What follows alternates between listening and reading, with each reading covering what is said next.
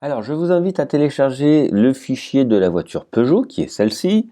Donc, vous allez la télécharger et vous allez l'ouvrir dans Photoshop. Comme ça, on sera au même point ici.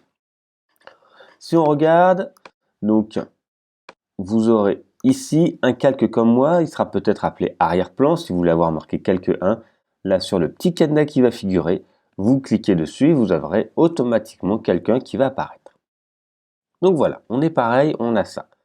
Imaginez que ça peut être n'importe quelle autre photo avec une, euh, une couleur et vous aimeriez bien changer la couleur. Alors, juste si cet objet est blanc ou noir, vous ne pourrez pas la changer la couleur. Avec la méthode que je vous montre en tout cas, vous ne pourrez pas changer la couleur. Il faut que ça soit une couleur autre que blanc ou noir.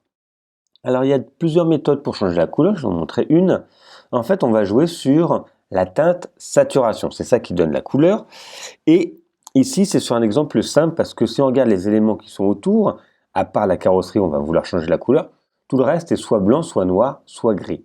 Donc en fait, mon intervention va s'appliquer à l'ensemble de l'image, mais visuellement, on verra qu'un changement de couleur ici. Je vous montrerai dans une autre vidéo.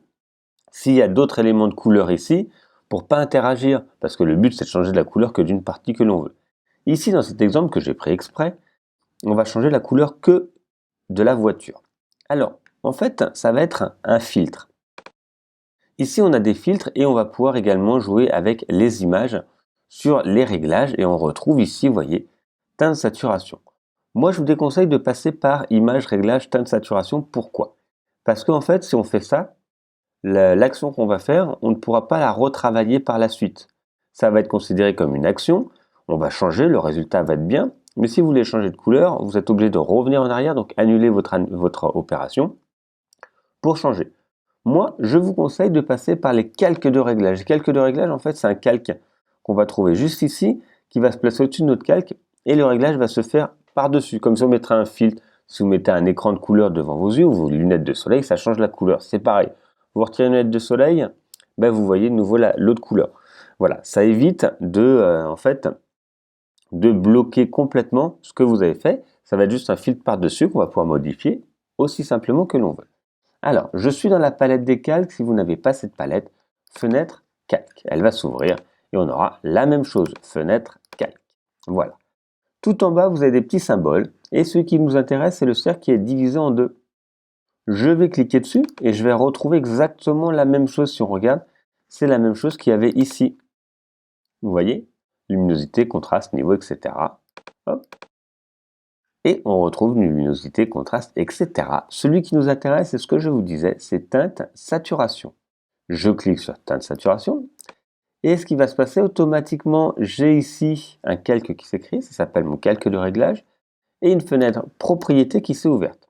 Alors si au fur et à mesure, je sais pas, vous faites autre chose, et cette fenêtre-là se ferme, vous irez juste dans fenêtre, propriété, et vous retrouverez cette fenêtre, ou sinon vous double-cliquez tout simplement juste là. Alors, dans cette fenêtre des propriétés, qu'est-ce qui apparaît? Alors, on a la teinte, c'est surtout ça qu'on va utiliser, la saturation et la luminosité. Pour l'instant, la voiture est de la même couleur parce que si on regarde, tout est à 0. Et je vais pouvoir donc faire des modifications. Si je prends le curseur de la teinte, regardez maintenant ici, vous voyez, la voiture change de couleur tout simplement. Alors là, ça applique à l'ensemble, hein. Il y a une légère différence de couleur si on regarde dans le fond, mais c'est tellement léger que ça ne perturbe pas. On ne va pas devoir refaire un travail particulier. Je vous montrerai une méthode. Si par exemple il y avait, je sais pas moi, une personne ici qui était habillée en rouge, bah, si je change ça changerait également sa tenue. Donc c'est pas forcément ce que l'on veut. Donc vous voyez, on peut comme ça changer directement toute la teinte, la saturation, vous voyez, plus ou moins sombre, enfin saturé ou pas d'ailleurs, et luminosité, vous voyez, là par contre ça change sur l'ensemble de l'image, donc c'est pas forcément ce qu'on veut. On va donc pouvoir changer comme ça la teinte saturation. On retrouve donc personnalisé, où après il y a des, vous voyez, c'est prédéfini ici, donc par défaut, 0, 0, et global, on peut jouer plutôt sur le rouge, plutôt sur le jaune. Vous voyez, donc là ça fait beaucoup moins de variations. Donc après, ça sera à vous de voir, vous voyez, le spectre qui change, c'est le spectre qui est là. Ça, c'est à vous de voir après. Souvent, on va quand même utiliser global, comme ça, tout va changer. Comme ceci.